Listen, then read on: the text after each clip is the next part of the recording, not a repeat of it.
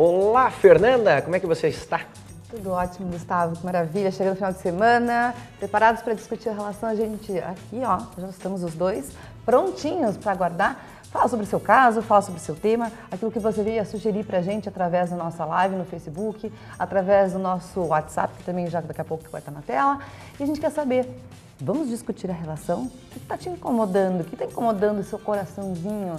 Né? O que está deixando a sua relação mais fria, menos gostosa? O que está dando tumulto aí no seu coração? Então, manda para cá seu tema, manda para cá o seu caso. Ah, não quer se identificar? Não tem problema. A gente fala aí seu caso anonimamente, mas você pode mandar, a gente discute a relação e avisa você o dia que o teu caso vem pro ar.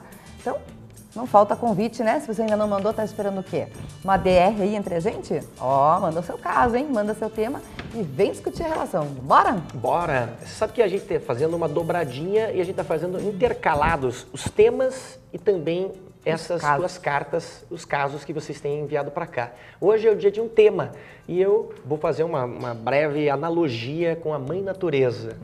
Já que a gente está aí passando por momentos de turbulência na Mãe Natureza, temos aí alguns desastres, né, com a água, com o mar, com terremotos, né, inclusive com furacões.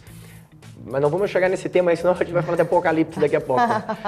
E na verdade, os relacionamentos são mais ou menos isso, quase um apocalipse acontecendo nas nossas diariamente, vidas. Né? A gente percebe que, assim, o povo... A gente sempre brinca, né? A gente sempre tem caso para discutir, porque discutir a relação é uma coisa muito comum. Todo mundo tem isso, suas dificuldades.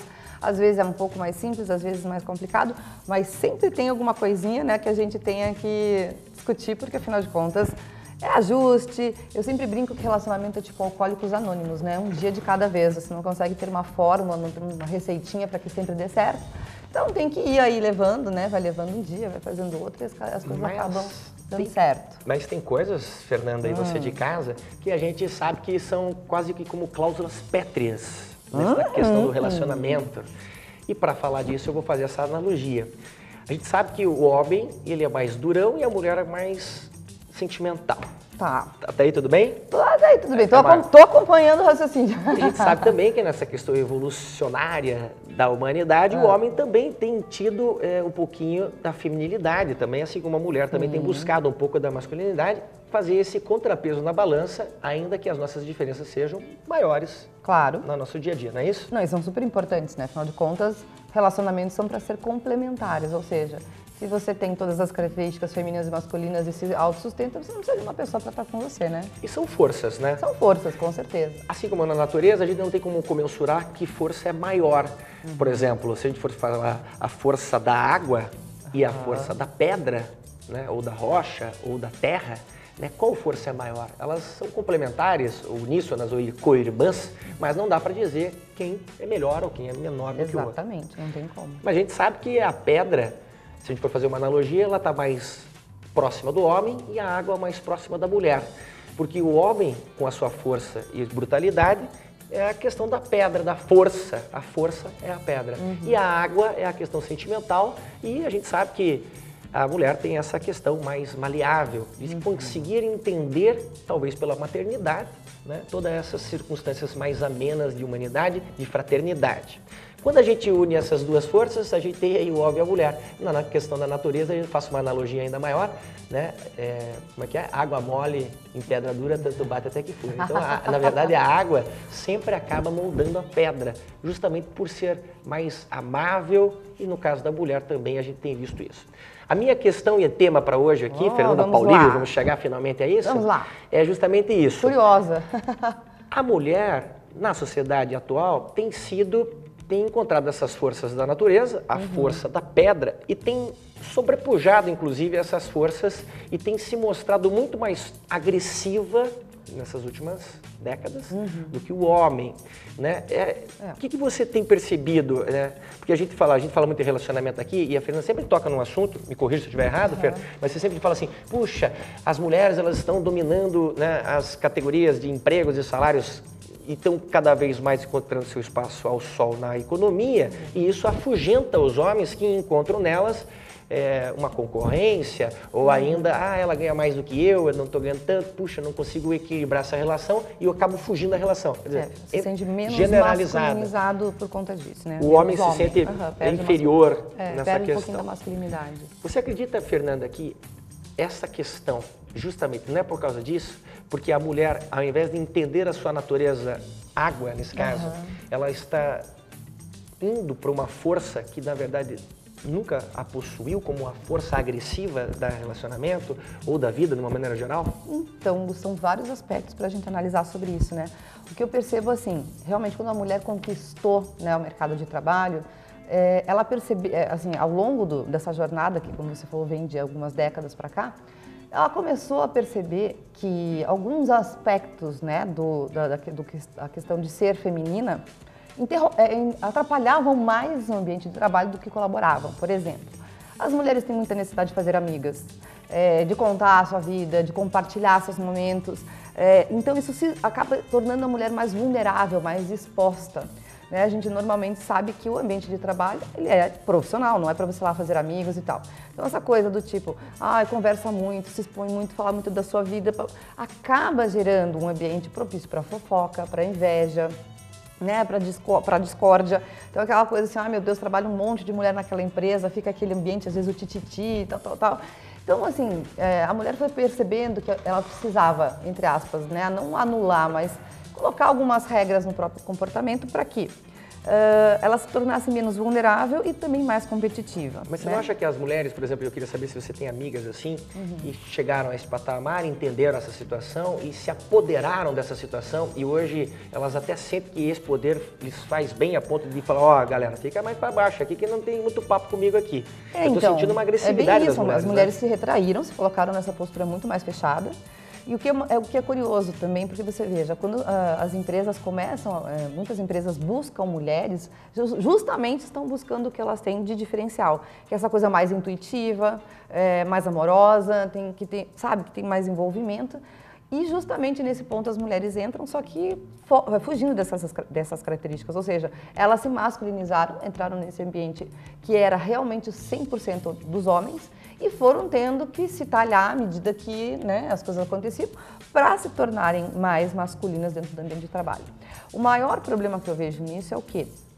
Essa masculinização do tipo, eu tenho que ser forte, competitiva, durona, não posso me mostrar vulnerável, frágil, acabou levando as mulheres a se tornarem assim também dentro das relações. E você acha que assim, a sensualidade, por exemplo, da mulher perde com isso? Claro, muito, porque na verdade assim, as empresas, inclusive muitas delas têm aquele dress code, né? Ou seja, que é o código de vestimenta onde você não pode usar determinadas roupas, determinadas cores, né? Inclusive assim, dependendo da atividade, a mulher não pode usar nem as unhas compridas, nem maquiagem muito forte, cabelo sempre super preso e tal. Então é aquilo, você tira bastante da característica da feminilidade e a sensualidade se perde junto.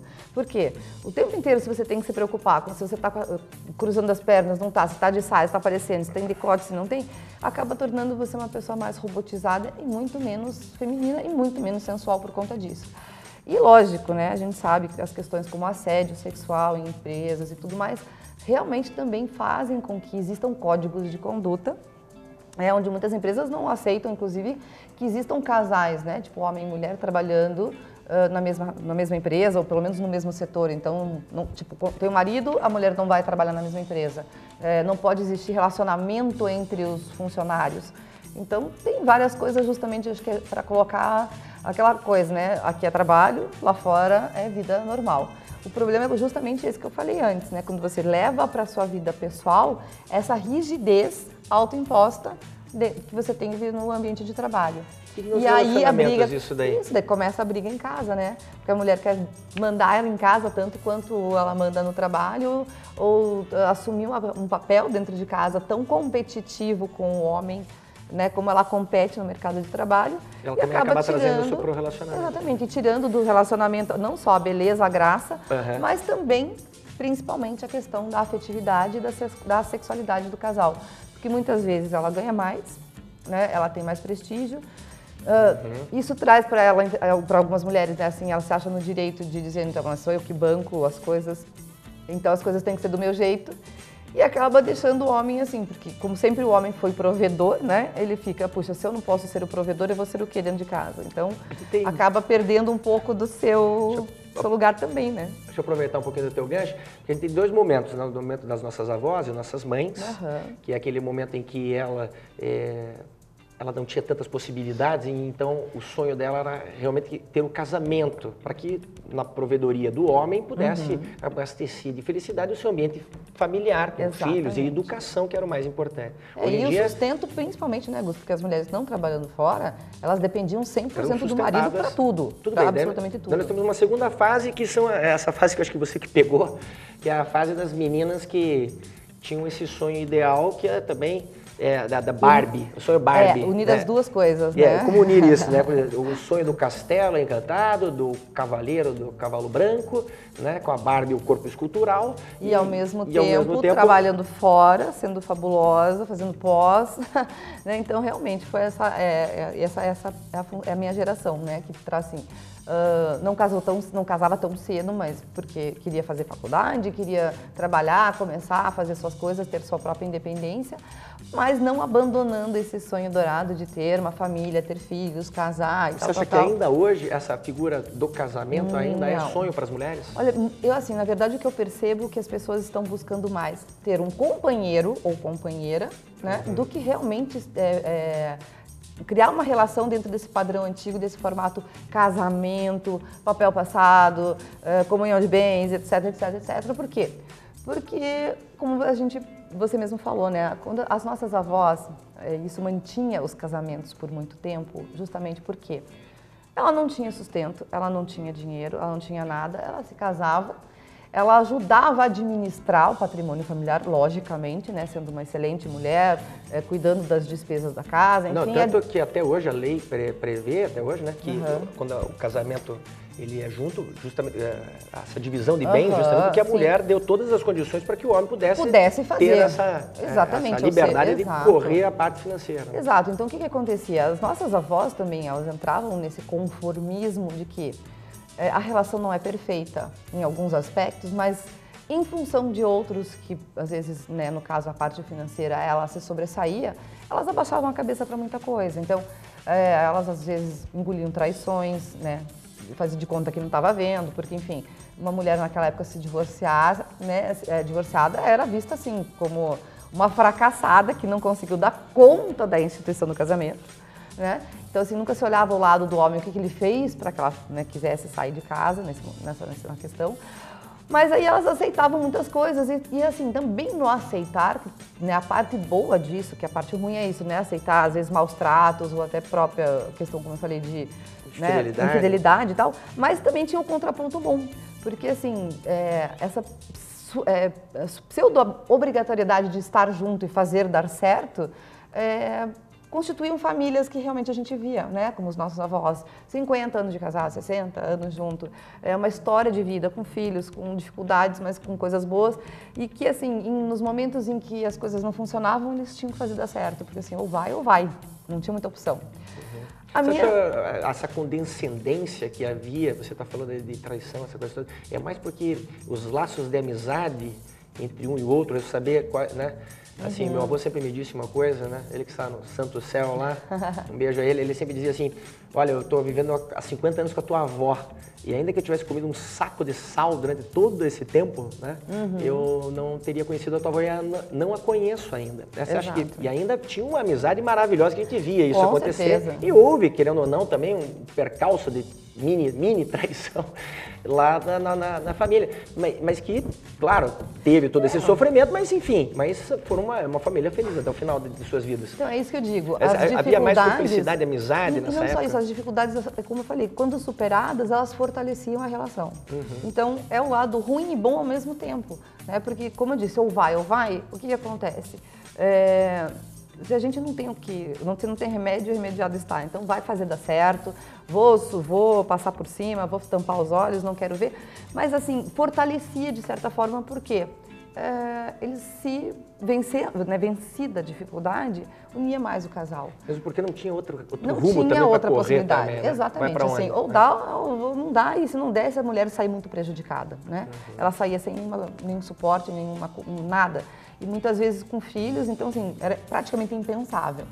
A minha geração foi diferente, né, como a gente estava comentando, de mulheres assim que já estavam no mercado de trabalho, extremamente ativas, buscando a sua independência, mas não no sentido assim de ter uma independência porque eu quero garantir que eu vou ter o meu próprio sustento e não vou precisar de ninguém. Não, na verdade era assim, eu quero ter as minhas condições, eu quero mostrar para o mundo que eu tenho capacidades intelectuais tão boas quanto os homens ou até melhores, enfim, mas eu quero ser alguém, eu quero me representar, eu quero ter voz, né? Ou seja, pela realização pessoal, buscar faculdade, curso de línguas, fazer viagens e assim, ter um relacionamento é um complemento e não só um objetivo, como era com as nossas avós, que era um objetivo de vida. 15, 16 anos já o pensamento era casar. Era casar, não, a minha mãe, ela fez o famoso magistério, né, que elas faziam magistério na época, e um outro curso que elas chamavam de pica-couve, né, quem é mais da geração mais antiga deve lembrar disso, que era o curso para ser dona de casa, né, aprender a cozinhar,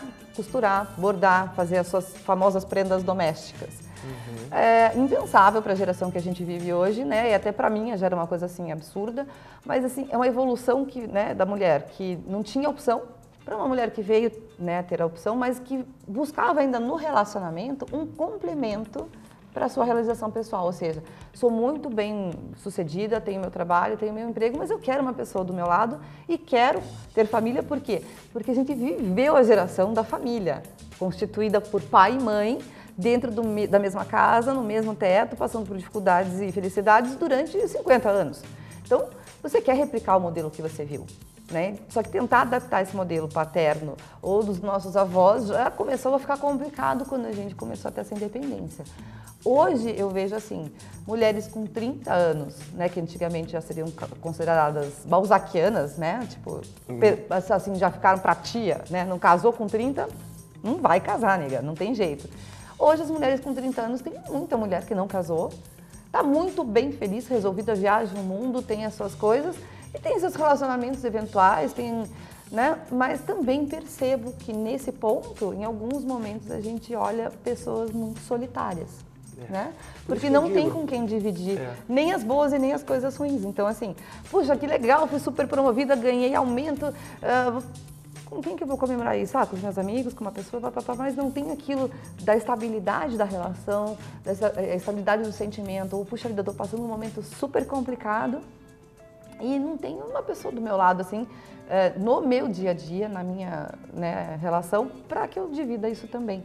Então, você percebe que as pessoas se tornaram excelentes profissionais, excelentes figuras públicas, mas né? deixando de ser um pouco de água. Exatamente, deixando de ser essa coisa da relação, de ter esse envolvimento. Hoje a Fernanda Pauliva, ela é mais pedra ou mais água? Só para eu entender como é que você tá. Ou tá bem equilibrado? Olha, acho que eu tô meio que virou uma mistura.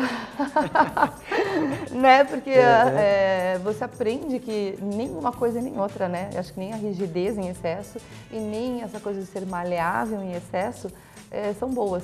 Na verdade, em tudo que a gente na vida, não seja só na relação, mas também na vida pessoal, o equilíbrio sempre é o que a gente vem buscando, né? Então, em alguns momentos eu tenho que ser realmente durona, né? Até mesmo com os seus filhos, né? Sim, hoje você é mãe e pai? Eu sou mãe e pai, né? Eu vivi uma separação, então muitas vezes eu me vejo na situação assim, do tipo, não só da educação das filhas, mas tendo que fazer coisas dentro de casa, né? Do tipo, tem que trocar lâmpada assim, tem que consertar a descarga assim, tem que desentupir pia, em algum, sabe? Aquela coisa eventual do dia a dia. Que antigamente a mulher se dava o luxo de dizer assim, isso é coisa de homem, né? Não sei fazer, mas eu sei fazer um bolo de cenoura que é incrível, né? Então, assim, ela tinha as coisas da cozinha e o homem tinha as coisas das ferramentas e tudo mais. E eu sei fazer um ovo também que é de chorar. De ruim, né? Com certeza, porque eu não consigo imaginar você na cozinha, Gustavo. Mas isso também é uma coisa engraçada, porque você veja, até a casar, eu não sabia cozinhar. Não sabia, Gustavo. Então. E minha mãe sempre falava assim, e falava na época pro meu namorado, né, que foi meu marido, ela falava assim, você tá sabendo, não adianta depois vir reclamar, ela não sabe esquentar água no micro-ondas. E aí, casei, né, e comecei a me aventurar um pouco na cozinha, mas não era a minha praia, nunca foi. Meu marido, na época, cozinhava muito bem, então eu também achava assim, se ele faz tão bem, por que eu vou ter que fazer? Agora, em compensação, virei uma mulher que cozinha, faço de tudo hoje na cozinha que você possa pedir, porque depois que as crianças vieram, sabe, despertou uma coisa do uma tipo... chicotada na vida. Hein? Do tipo assim, vai ter que fazer comida, vai ter que fazer papinha, vai ter que aprender a fazer bolo. E aí eu descobri um prazer numa coisa que eu achava, né, que assim, cozinhar é coisa das mulheres antigas. Hoje tem tudo pronto, abre pacotinho. E isso foi uma das coisas mais engraçadas que eu vivi no meu relacionamento, né? Um dia eu cheguei e falei, vou fazer bolo. E aí fui lá no mercado e comprei a caixinha.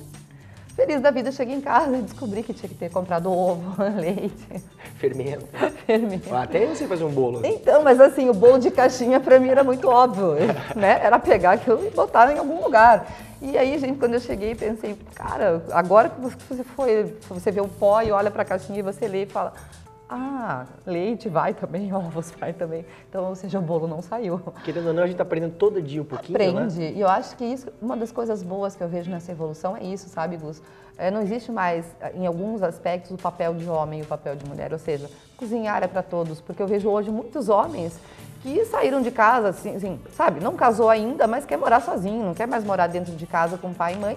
E aprende a se virar, cozinhar, fazer suas coisas, arrumar casa. Aliás, eu tenho assim, percebido essa geração de homens na fase dos seus 40 e pouco, que já viveram uma relação, já estão separados. Gente, é impressionante. Eles são insuportavelmente organizados dentro de casa.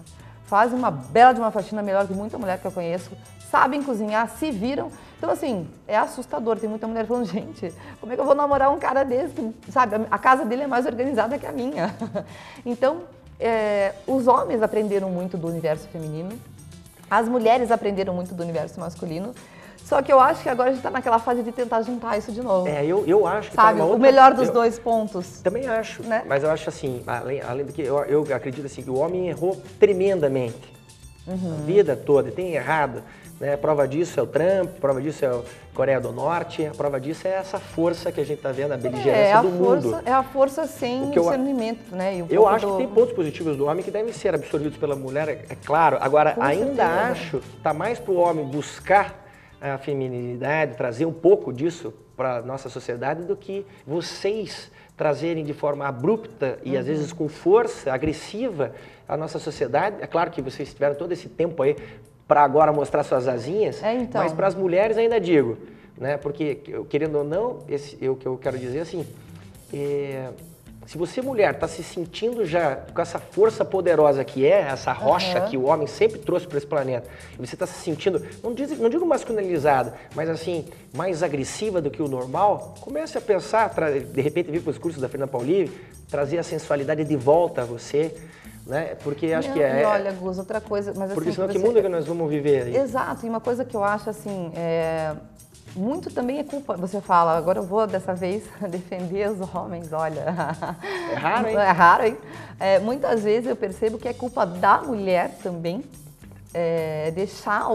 não deixar o homem ser o homem, né? Porque como ela assumiu essa coisa de ser durona, fazer real, ela não deixa mais o homem puxar a cadeira, abrir a porta. Então, assim, deixar o homem ser romântico para que ela possa ser sensual, entendeu? Olha aí, que então dica. É isso, às vezes é que, lógico, eu tenho condições de carregar o carrinho no mercado, tirar as compras do carro, eu tenho. Mas se ele quiser me ajudar, por que não? Feira, né? A gente explodiu o nosso tempo. Ai, mas tava bom. Papo bom é assim, né, gente? Explode mesmo. Quero te agradecer mais uma vez, muito obrigado. Obrigada, Gustavo. Ó, pessoal de casa, aquele super beijo. Um excelente final de semana. Olha, manda seu caso, manda seu tema. Terça-feira que vem eu tô de volta pra gente discutir a relação ao vivo aqui na Transamérica. Então, manda o caso, manda o tema, entra na nossa live, dá o seu palpite, enfim, participa com a gente, porque esse programa, essa discussão da relação é pra você aqui na TV. Obrigado, Fer. Bom final de semana pra vocês. Obrigada, Gus. Tchau, gente. A gente se vê na terça, é isso, combinado? Terça-feira estaremos aqui. Então tá bom. A gente volta depois do comercial com entrevista. Hoje é o Dia da Árvore e está aqui com a gente o José Renato, biólogo, para a gente trocar uma ideia e trazer algumas informações para você. É um instante só. Até já.